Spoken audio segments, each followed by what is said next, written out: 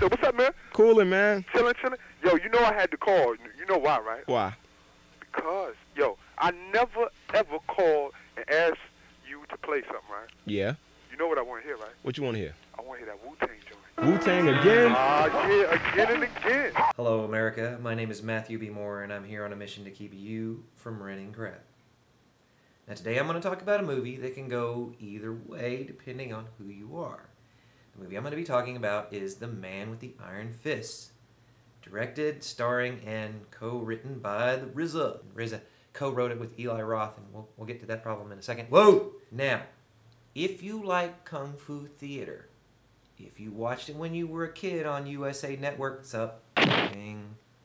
then you are probably going to dig this movie. If you like the Wu-Tang, go back to the 90s, baby. If you like that, you are going to like this movie. They are both nostalgic things that will draw you in and make you want to see it. That's what drew me there. Now, I'm a fairly smart guy, watch a lot of movies, and I like to be mentally titillated. You are not going to get that with this movie. If you go to this movie thinking, oh, well, this is going to be something that's going to enlighten me, there's way too many weird hairdos in this movie for that to happen. So, if you're looking for a thinker, then think elsewhere. Your story is pretty much this. There is a stockhold of fabled gold that is being protected or supposedly protected within a brothel. There are several warring gangs who want that and want control of it, as well as a drunk, sort of strange, chubby cowboy played by Russell Crowe. And all the weapons that these warring gangs use are made by this one blacksmith who is the RZA, who is blacksmith in the movie, and he's in love with a prostitute that works at the brothel.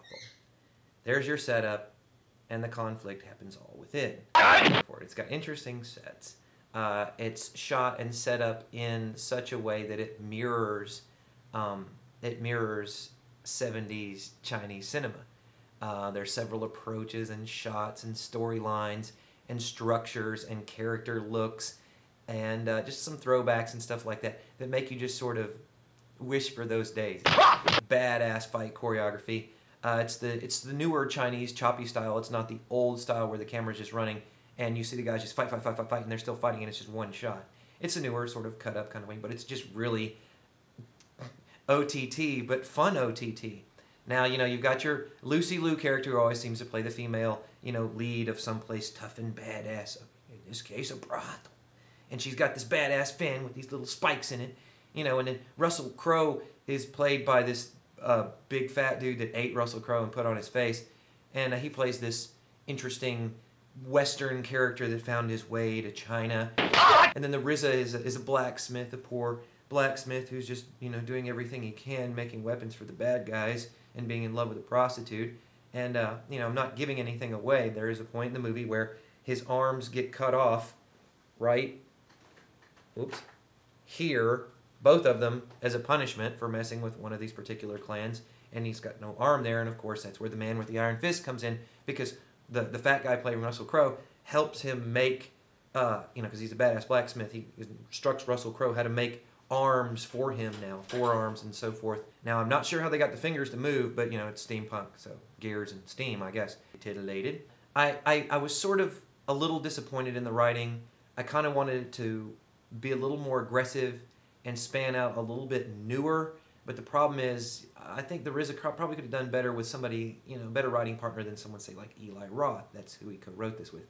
Eli's fun, but, dude, I wouldn't team up with him to write a short story about penises. You must think first, before you move. This is a textbook popcorn movie. It's one that you go see with your friends, you know, have a few beers, do something else, go to the theater, get the popcorn, get the Coke, sit there, laugh and giggle. It's not really going to matter if you miss a line or two. Like I said, the script is not that deep.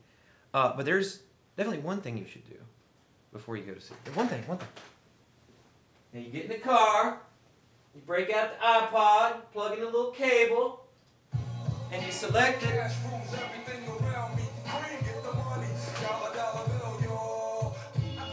Bang a little Wu-Tang. on your way to the theater. Get in there, sit back in the seat and drive, and just get in the mood.